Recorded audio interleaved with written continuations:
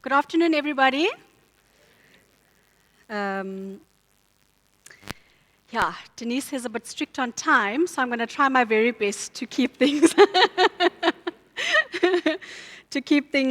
tidy, but also a bit robust, because that's what we want. The White House has been mentioned quite a few times today, and I don't think anyone who watched what went down at the White House was not feeling tense. For me, I know I couldn't wait for it to be over, but I also couldn't look away.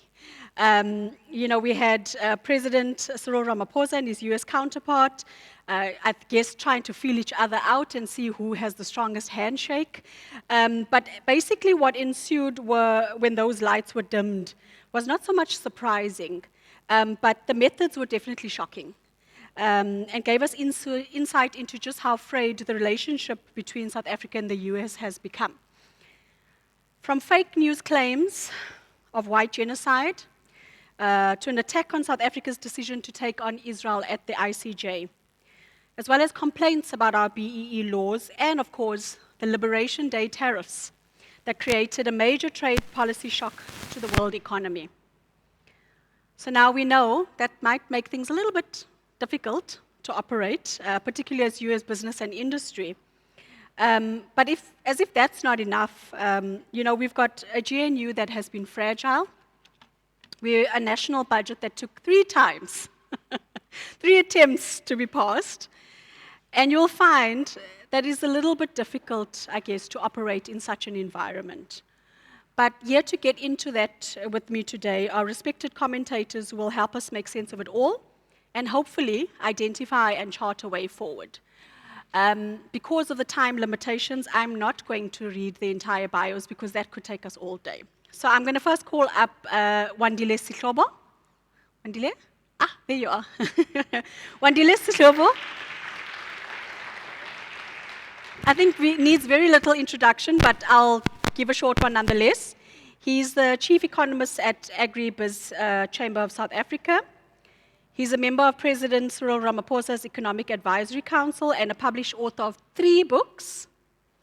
He is widely recognized as a thought leader in the agricultural and economic sectors. And of course, he is a columnist for the Herald, as well as Business Day and Farmers Weekly. Welcome, Wandile. And then also a man with a very long CV, John Cairns. If you could come up in the meantime, he's the head of research at Rand Merchant Bank. He's a highly respected commentator. He's a highly respected commentator on geopolitics, currencies, markets, and trade strategies. His global perspective and deep understanding of financial markets offers essential information on currency, and he specializes in South Africa's position in global politics and views on impact on currency. Let me just have a seat here. Thank you. Good afternoon, gentlemen. Afternoon. Thank you for joining us. Thank you. I'm going to start off with you, John, if I may. You know that the Eastern Cape depends largely on the auto industry as well as agriculture. Do you think that, apologies for that. Just let me start off with you, saying some said that the White House visit was an ambush, and that President Cyril Ramaphosa was severely embarrassed, and that in fact the White House visit was a waste of time, some say. President Ramaphosa and some of his ministers are reporting on some wins. What are your thoughts? Was this a waste of time? If I may, first, good afternoon, ladies and gentlemen. Just a quick apology on behalf of our head of our automotive sector, Peter Nienaber, who is expected to be here today. He suffered a death in the family, so his apologies. And on a happier note, many of you probably know my colleague Geert. It's his 60th birthday tomorrow, so congratulations, Geert. Rochelle, in answer to your question, relative to a week ago, the threat of having politically motivated tariffs imposed on South Africa is lower than we had expected at RMB, and the threat of sanctions, which was already low, is probably now extremely low, perhaps insignificant. How we expect this to play out, if we backtrack, remember President Trump imposed a 30% reciprocal tariff on South Africa. That was then paused until the 8th of July. Practically, what is probably going to happen is that will be just kicked down the road, so there will be another extension of that. And while, as Denise says, there's significant uncertainty about President Trump's agenda, the probable reality is that South Africa will end up with a tariff, a US tariff imposed on South Africa, probably close to 10%, which will be probably close to what most other countries in the world will have. Just to become more practical on that, Wandile can obviously talk about it in more significant detail, but our agriculture sector has had the advantage of AGOA. Probably that is dead, but we will be on a level playing field with every other country, probably with the exception of China. The big one, of course, is the automotive sector, and there is more uncertainty there. So President Trump, as we all know, has imposed a 25% tariff on auto imports into the US. Where is that going to land? There is significant uncertainty there. Not probably too much uncertainty to really guess, but I would just allude quickly to the US-UK trade deal. Not only was reciprocal tariffs reduced to 10% for the UK, but their auto tariffs up to a certain number of cars were also reduced to 10%. So if South Africa plays its card correctly, we can probably end with a 10% tariff, and the big win would be if we can also get that on the automotive sector. Overall, again, I'll just repeat myself, the threat of politically imposed tariffs on South Africa is probably lower than where we had expected a week ago. But can we still survive even at 10%? Perhaps we'll ask Wandile that on the agri side, and we'll throw that to the NAMSA guys on the cars. Maybe I can just pass it over to Wandile. I'll get to Wandile in a second. Yeah. I just want to stay on the auto, and if I can just get the revolving mic, please, to the acting president, Calvin Naidoo, if you could. I'll just put you on the spot there for a second. Kelvin, I'll pass that one to you. The minister in the presidency, Nchaveni, wrote an opinion piece in the Sunday Times earlier this week, and she basically announced that one of the proposals that had been put forward is to buy liquefied natural gas from the US in a proposed deal worth $1 billion a year. In exchange, South Africa would avoid paying duty on exports of 40,000 vehicles a year to the US, and it would also allow for duty-free imports of auto components from South Africa for US car production. I just want to get your thoughts on this, and if you believe that this is a fair trade. Okay, well, talk about putting me on the spot. I haven't thought about this yet, so this is off the cuff. Okay, so like anything, it's a business case. So I don't know how much this natural gas is worth, but there are always unintended consequences. Right? We've got a thriving natural gas or a thriving gas industry in the country. Now if you put that kind of pressure on companies like Sasol, what's the consequences? However, there is a caveat to this, because we also know that our gas imports to Sasol from Mozambique has dried up. So if this was strategic, that we will import this gas from America in exchange for lower tariffs on South African cars being exported to America, it's actually not just a win-win. It's a win-win for us plus a win for America, because we replace the Mozambique gas so those fields have dried up now with this cheaper imported, or hopefully cheaper imported gas from the US to replace what we've lost. So, but again, it comes down to the business case. Are these two wins that we are perceiving, worth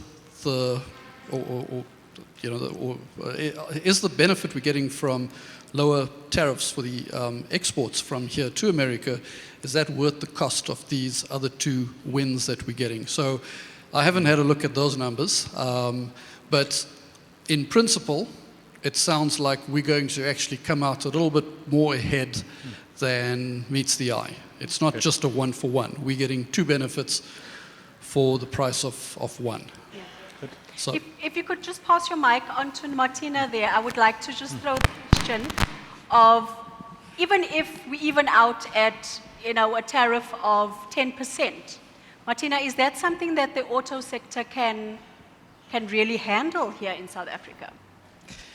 So probably first of all, we as an auto sector, we are in, the majority of us is in the fortunate position in this case that we don't trade with the US in the auto space. So it's one of us, and that is already significant, of course, which is, I think it's no secret, it's Mercedes in East London, and they do trade with the US, and we others, by accident or probably by a glass bowl, which we have seen already, where we saw it already coming, we don't trade with the US. So that does not affect us that much. I think 40,000 is a pretty good number from an automotive space for Mercedes to be able to export to the US. I think that would definitely help. What we will, of course, feel also as an auto industry is we'll share a lot of suppliers. We are small. Yes, we are number one, as Michael, number 23, as Michael was saying in the global scheme of things. But that's almost at the very bottom. So our industry is small. We're trying to grow the industry wherever we can. Ideally, also in the domestic market in Africa, and for us to be more sustainable. But because we are so small, we'll share a lot of suppliers, because our suppliers also don't survive only on us.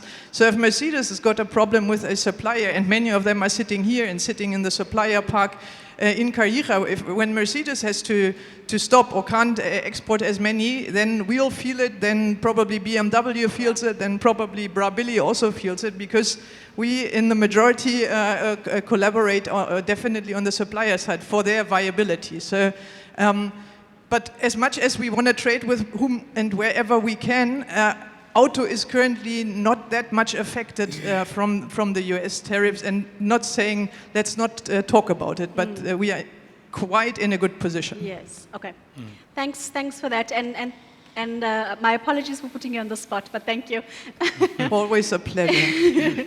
If we could just, perhaps I could move on to you, Wandile. How do you see, these tariff issues playing out in the agricultural sector? Yeah, I think firstly, just starting off with Denise, I mean, this is the first time I'm attending the Nelson Mandela Bay's business chamber, but just seeing the level of attendance, this is excellent to leadership, Tatu Pili and all of the colleagues, because we are facing a situation here where a number of the towns and the municipalities are declining in their effectiveness. And I think for business to take a role and collaborate, we need structures like this. And really congrats to all of you and the leadership for putting this. And I hope that you continue. And it is also important, Rochelle, that you allow the leadership here to speak, because I sit at a place where we advise the presidency, ministers, and the others. So listening firsthand and how you are interpreting some of these is very enriching. But I would make on this question perhaps maybe about two quick points. The first one, just before the current tariffs. To remind us all, I mean, Hannes is sitting over there next to Utatupili, and they all remember that the issue of the US and the South Africa relationship is not a friction that is starting at this moment. Back in 2014, many of you knew that we were already getting out of AGOA. We had to graduate because of where the profile of our economy was. And right after that, the US was raising a number of friction. There was a challenge about the poultry industry. There was an intellectual property bill matter. There was a Lady R issue. Either you believe it was there or not, it's irrelevant, but it was raised. There's a Middle East policies. That defines a relationship that was already on strain. But in a South African case, there was already an evolving thinking of saying, with the United States, we need to graduate and get into a moment where we have a free trade approach. But what constrained us into getting on into the negotiations of that was the fact that we have to negotiate as SACU. And a number of the countries around us, the Lesotho, Botswana, and all of them, were still benefiting in this unilateral agreement with the United States. And they didn't want to quickly move and pivot and get it to the state that we are in. Some countries that moved earlier than us is the likes of Kenya and the others which began working onto this. And even if you look at the tariffs that they face, they are at around about 10%. That was the first challenge that we are faced. Now quickly on the second and the present issue. Where we are sitting now, we have our neighboring countries having to be forced also to face higher tariffs. And they are already nudging South Africa and much more optimistic on getting into some form of a free trade engagement. And that's the broader economic partnership and the discussion that last week was part and parcel of what the president presented. You say to John, others say that was a waste of time, others say the president was ambushed. The president has made the statement himself yesterday that that was a good engagement. But I think in closing, Ronelle, it was important that, Rochelle, it was important that the conversation starts because we were all speaking through the media, and I would agree with John that we are now sitting at a case where there's a much more bigger room for a deeper discussion. And the South African end goal is on a free trade agreement with the US. But that is not going to be quick. In a normal environment, it usually takes you 5 years, the shortest period you can get to get a free trade agreement with any country. To imagine then that we would come up with a deal in a few months, we're not going to get there. This is going to be a long haul that we will be in with different economic consequences depending on where you are and what business you are doing. True, but we also know that Trump works very quickly, and he wants very quickly on commitments, which then allows the discussions to be much more deeper and the officials to get in there. And I think the DTIC, with all of the engagements that they've had with various businesses, we do have some working starting point that I would say we are comfortable with, that South Africa is in a better place. And then perhaps, something that I've noticed, you've been writing quite a lot about the need to seek opportunities elsewhere. Can you perhaps talk to me a little bit about, other markets that South Africa should be pursuing? And perhaps, maybe I can just bring it back a bit to the Eastern Cape to say, look, we support largely citrus from our province. Do you think that there's sufficient agility to respond to a changed environment? I mean, look, we are all sitting here, all of you are business leaders participating in growing the economy of this province in various businesses that you are in. But we don't want to be sitting in this place only. I mean, Denise talks about bay of opportunities, which signals to growth and new things to come. For all of those new opportunities to come, they will have to come if we will be able to reach out new markets to export and do everything. In agriculture, Omhanes, who's sitting in the second row, the third one there, if you're wondering who's this Omhanes this guy is talking about, is that gentleman from the Sunday River, citrus. So if you talk to them, in the agricultural sector, generally in South Africa, we already export about half of what we produce, just under $14 billion US. The Eastern Cape does have the possibility, and that agricultural economy of the Eastern Cape has to grow because its growth benefits Ubaubili next to Omhanes in as far as the supplying that, and all of the other businesses, either you are in auto or wherever you are sitting. But then the export markets and the diversification is important because if we don't open those markets, whatever expansion that we do in the agricultural sector won't be absorbed with the enough demand and enough profitability that would sustain these businesses. And the Middle East and parts of Asia is part and parcel of that. And I mean, John and the colleagues will tell you what Azaya and the others are already doing in those economies. And lastly, as we are doing that, we are also saying we should retain the existing markets that we are in. And there's work there. Agbiz, where I work, and some of the advisory work we do in government, we are working in part and parcel on those areas. And you speak a bit about, quite a bit about export markets, but we also know what's happening at our ports. It's a big challenge for us. They're operating poorly. In fact, I would even go as far as saying some of them in our coastline here are in shambles. So how do there's general underperformance, I suppose, in state-owned enterprises, sadly. So this is an impact on our exports as well as the quality of the products that we put out there. Can we grow from this, and how? I mean, not to defend, I know many of you, your businesses lose money when these guys are not doing well, but I wouldn't say they are in shambles. I would say they are challenged. We were just on a call with Jabumdag, TNP and the others just before this. And when they were explaining to us what Transnet ports are putting in place and the plans that they have laid out, my sense is that, yes, we are facing some difficulties and the economic pain is clear, but that has forced the conversations to happen. The key thing, again, which is why I was saying, Denise, it's important this conversation, is about how do the members support the structure of the Bay Business Chamber to engage with these colleagues and bring the necessary urgency to them so that the work begins there. Because if then we are not sitting here as a business chamber and each individual organization goes there, that slows the discussion. And I would say, from what I heard, which they have not fully communicated, that would be for them to communicate. I think they do have a plan about what to do going forward. Okay, can I get a mic to Hannes, please? Hannes, I would like to just ask you, how would you like to see the port of Ngqura and the port of Port Elizabeth operating to improve the citrus industry?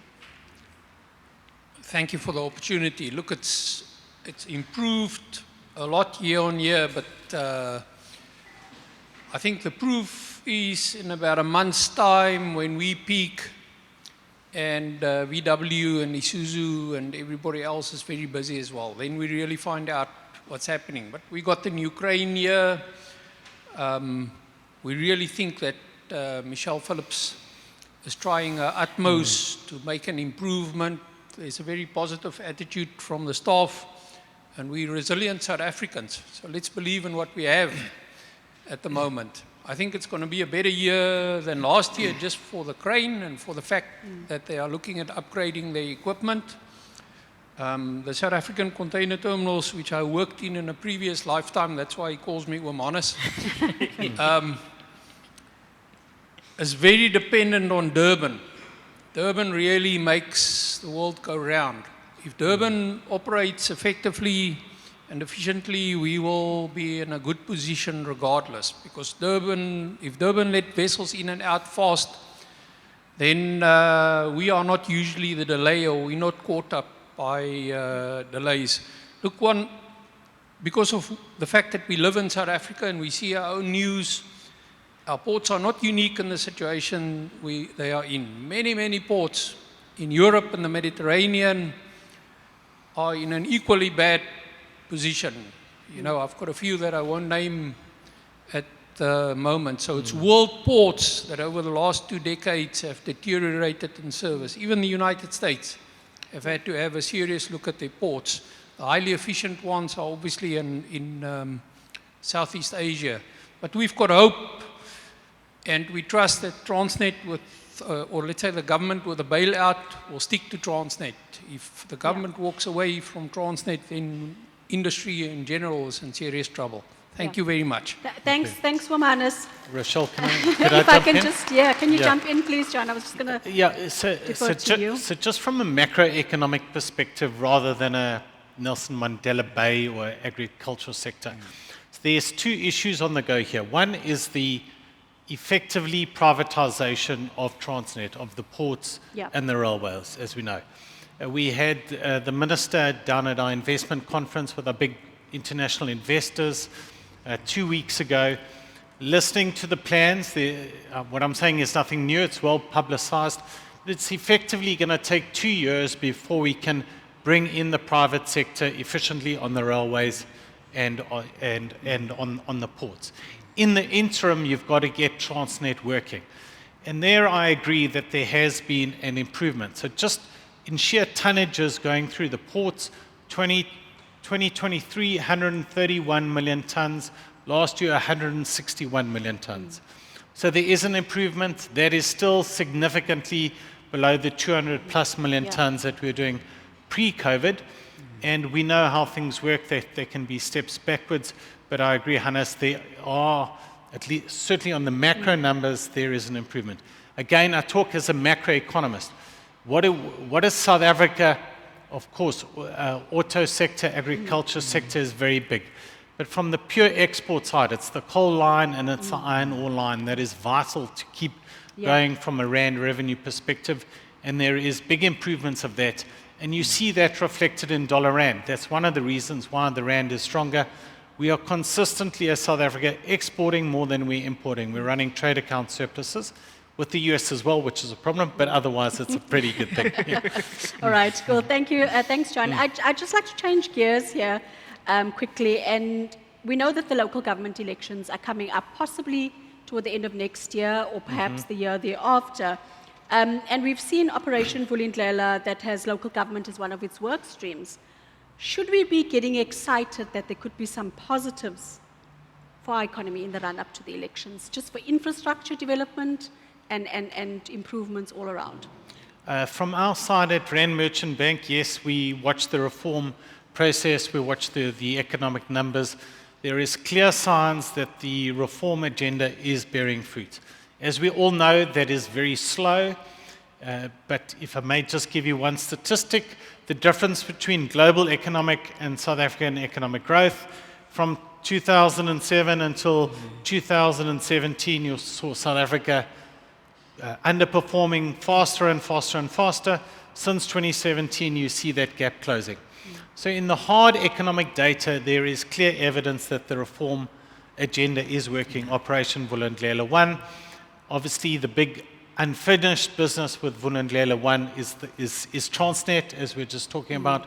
Vulindlela 2 that they're now getting ongoing is particularly at the municipal level, clearly a lot of work to do. Our take RMB, the reform agenda is working. You're seeing that in the hard data. It is slow but moving in the right direction. All right, and you would have heard earlier on talks about, I mean, you know, about the Bay of Opportunity, looking at the potential and that the city has, you know, for investor growth and so on.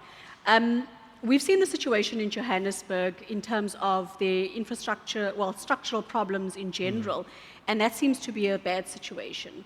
But Nelson Mandela Bay can be fixed. How do we go about doing that? Yeah, she's looking at you. That was for you, John. I'll pass. That's certainly not my field of expertise, and I'm not from the city, so I'm just okay, going to... no, that's fine. That's fine. Yeah. Perhaps Wandile, if I can maybe, I'm looking at the time, and I do want to open up the floor to one or two questions. Should we be worried about farmers potentially leaving our country in droves? No, he's a white farmer. Is Hannes keeping the entire farming industry going? No.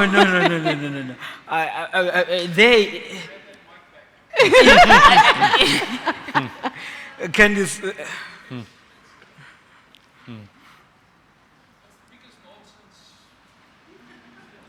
Say it louder. It's the biggest nonsense under the sun. So, last year in the valley, we like to have good braais and then we drink a little bit and talk a lot. We counted about 25 young boys working in the United States.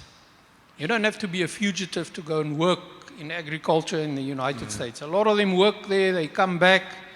We've had actually people from the valley opening businesses in the States, traveling there and back. I didn't see any mega farmers in that group, and I had a good look at it. South African farmers are going nowhere. We believe in the country and we believe in its people. Yeah. The opportunity to farm in this country is a topic of discussion between me and Wandile, because we're concerned about young farmers not getting the opportunity to come in, because the cost of farms in South Africa is extremely high. The cost of land with water has gone through the roof in the last 2 decades, with the growth that we especially saw in the fruit tree farming, which we are a part of. So that concerns us. So maybe our young farmers are going to find opportunities like some of them have found up in Africa. But it's going to take something special to move a big part of South African agriculture out of South Africa. It's not going to happen. Yeah. Thank you. Thank you so much. Rochelle, maybe Thanks. can I just jump in now? So, Hannes, and to members of the audience, I don't know if people really understand what's truly happening with the refugee program. So obviously, our president took the famous golfers over across to the US, but what many people don't understand, surprisingly, is President Trump is actually a big rugby fan. Cyril Ramaphosa actually thought about taking some rugby players. The 2031 Rugby World Cup will be held in the US, and why President Trump has asked the Afrikaners to move to the US is because he really wants the US to win the World Cup. Yeah, thank you. Yeah. He's planning ahead. Do you agree, Wandile? He's definitely planning ahead. Yeah. Thank you. But I do, Rochelle, want just to underscore one part, and I understand that all of you folks are in various businesses. Sorry if we torture you with agriculture, but you are going to enjoy agriculture just after this, so you might as well. One quick point that I think we have to underscore is that while South Africa since 1994 has experienced a whole range of problems, and I mean, you drive in here, you get to the city, you may see something you don't like, you almost feel like things have gotten worse. But the reality, which is in the data and it's clear, is that all of us today, you are probably 1.5 better off in terms of income compared to where you were in 1994. South Africa has gotten better. In Human Development Index, whatever metrics you look at, as a collective, we are still sitting in a better area than then. In agriculture, the sector has grown more than twice compared to where it was in 1994. The exports in year 2000 were at $2 billion US. Last year, $13.7 billion. The jobs with all of the mechanizations that has happened at this time, we are employing more people than we were employing in 1994. Efficiencies have grown. So things have actually are booming in South African agriculture at this moment. It is a complete opposite of what you would hear in social medias and also even without now just the immigration thing, but just thinking about the performance of the sector. The numbers speak for themselves. Yeah. Thank you. I would like to just take 2 questions. Please, I must ask if you could just state your name, your question, and then we can at least get some time with our panelists here to respond. I'm going to take 1 question from this side and 1 from this side. Can I get Billy Tom, there we go. Can I get a hand this side? No one? Another hand on this side? Just Billy. Okay, there we go. Hi, Rochelle. Hello. Okay. I'm talking to 2 economists, and I think tomorrow the economists are meeting this time. What can we expect tomorrow? Do we expect a 25% or 50% rate cut? Thanks. Thank you. Alfie, I think I saw your hand up there. Alfie J. Thanks, Billy. I think maybe they want to answer that question first. Thank you. We're going to get a 25 base point cut tomorrow. That's highly probable. We will continue to see rate cuts later in the year. What is holding the Reserve Bank back is what is happening in the US. So US inflation is keeping the Fed from cutting. But there's a longer term and more interesting issue also going on, and that is the potential cut in the inflation target in South Africa. We saw the Deputy Minister speak about that 2 weeks ago.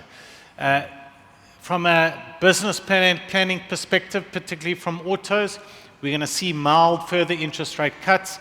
That will feed through into a rise in consumer spending, particularly on durables. We're already seeing that in the domestic car sales. On a longer term perspective, we are going to almost certainly move to a 3% inflation target in South Africa. There will be a cost to attain that, but in the longer term, lower and more stable inflation that all of us economists are nodding and agreeing is the right thing. Yeah. Okay. 25 base points tomorrow. Okay. You're hoping for 50? No.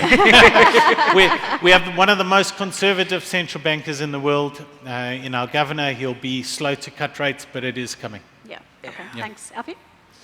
Thank you. I'm Alfie J. I'm the Managing Director of Algoa FM. Wandile, you went there, so it reminded me of some notes I took a while back, and I want to pose this question to you.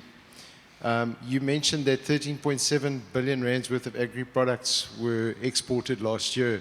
Dollars. In dollars, correct. That's a lot of money. 250 rands. I think unknown to everyone sitting here, about 44% of that was exported into Africa. Key to this is, of course, the fact that if you look at agriculture from the perspective not only including primary production but also related activities and other contributions, that's 12% of GDP in this country. It's massive. I think if one considers about 2050, the population in Africa is going to double. My question to you, Wandile, is if it were up to you, what should government be doing to support agriculture so that South Africa can play a bigger role in food security in Africa? Thanks. Oof. Alfie, the key things that we need to do firstly on our side, I mean, it's what we call going back to basics. The roads, levels of rural crime in general, stock theft and all of those things.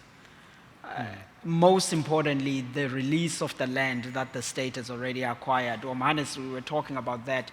What people don't know, the South African government has, you do know, but you don't always appreciate, between 2006 up until to today, has acquired about 2.5 million hectares of land. That is arable land that was in production. We basically went to the market, spent 12.8 billion rand, retired that land out. If that can be given to black South Africans with title deeds, paired with blended finance, commodity associations to help and begin to kickstart all of that out. Minister Nyonso says he's going to get there. We have written a lot of things about how to do it, but that's another interventions that we do need. But I think that will just increase our production to a certain level and help in the continent. But for the continent itself, I would say there's two quick things. I know, Rochelle, you are watching the time. One of them, South Africa over time will have to become, Alfie, almost a manufacturing hub for much of the agricultural stuff that is coming from the continent. We do have to think about the regional value chains of that. But I would put the question back to the African governments, not only so much on South Africa, to say we need to be open on embracing technology. Because there are two fundamental things that are stopping the continental agricultural sector. One, almost 80% of the land in the African continent outside of South Africa is actually not titled. It's all under on an informal or owned by the government perspective. So there you will not see the mega and the medium scale farming sector that you are seeing here.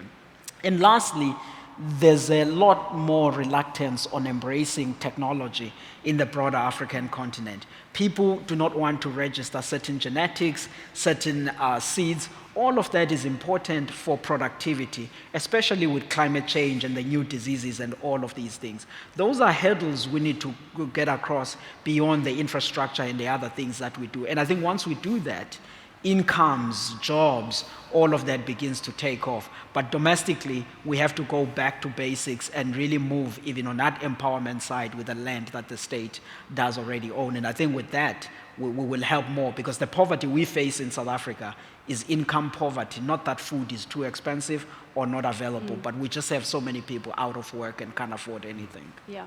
John, would you like to? Yeah, touch on that? he's far too polite to say so, but for more on this topic, buy Wandile's book in exclusive books.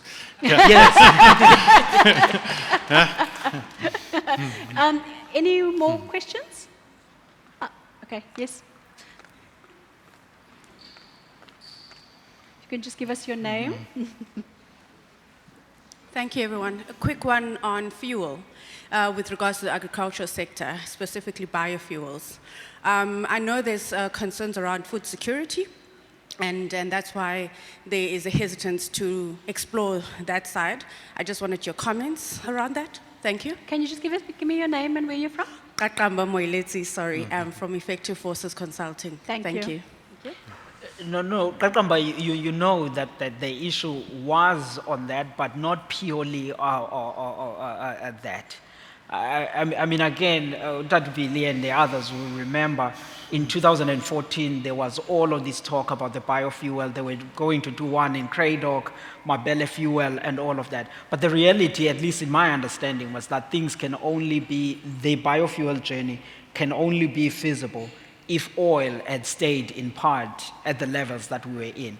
With the oil price now at where it is, that for me, I think it's more of an economics than the political side of food. And if the economics went on our side, I mean, even with KZN, we would have switched on sugarcane and getting it into feedstock, given that we can get the sugar supply from Swaziland, and we get with all of these challenges that we have at this point. But hopefully they have now the project again open and exploring on what we will do on a biofuel side. But for me, I think once the economics work well, on the food supply and the food risk, I think that's not so much of a pressure at this moment, to be honest. Thanks, Wandile. Perhaps just to, did I see another hand? Okay, yes. You can take one more question. You can just state your name and where you're from. Thank you very much, Rochelle. My name is Bonga Mkwena. I'm the Deputy Chair of Business Leadership South Africa. Thank you. I thought it's important that as leaders from across the spectrum, we reflect really on just some of the things that we seize with as a country. We all have to accept that, you know, we've got a number of challenges, but at the same time, we've got a number of opportunities. And I would want to put forward a submission that as leadership across the spectrum, we've got a very good understanding of the challenges that we seize with. And to your point, John, that you've mentioned, there is very close working together between leadership in private sector, business particularly, and government. And we need to acknowledge that the success, albeit a little bit slow, John, is very evident in terms of the three areas, you know, of priorities, which is energy, transport and logistics, and crime and corruption. We've got relevant structures, including plans, that, you know, are making sure we focus targeted energies that are focused in finding solutions, because those are the challenges that are within our control. And the views that are expressed around Transnet, you know, are not complete if you say, you know, Rochelle, that is shambles, not shambles. In fact, there is improvement. John, I agree with you. That's the fact. So we need to be clear around what we seize with. Those are the internal challenges. I thought I should mention that. And I go to the point that Wandile mentioned around the issue of we need to continuously focus our energies on diversifying our export market and developing those. And we need to be intentional. Because it's important, as much as America remains, or US remains, a very important trading partner, and we cannot do without them, whether we like it or not, yes. but it's important that we have a dual strategy of making sure that we create an open door of engaging. To disagree or to have different views, it's not something that is unknown of, but it's important as leadership that we engage. And by the way, on that point is that the president was very clear in his delegation what the agenda was of the visit to the Oval Office. It was to reset the relations and to create for more ongoing engagement. And that is tick. Wandile, you're right. It's not going to be a question of a short term, it's one visit. You've got all these things that you're ticking, but it will take some bit of time. I thought it's important that I just mentioned that, so as we are very clear around what we are seized with. But on the parting note, Operation Vulindlela 2, it will focus on speeding up, for example, reforms and other initiatives. Water is probably the next fourth issue that we are seized with. There are more bigger challenges internal that we need to deal with, other than the geopolitical issues, including US-SA, relations. But it's a long-term game. We need to just continue doing what he's doing. I think the president and delegation needs to be commended for having opened the door, at least now, wherever there is like some freezing and, the doors have been opened. I thought I should just make that comment so as we can just see and understand issues in their proper perspectives as leaders. Thank you. Thank you so much. And you've done my closing for me. Any parting shots, John? If I may just make a similar comment just on the White House visit, It was interesting how Team South Africa stood together, one unified voice. We see that coming through the election polling from the various agencies.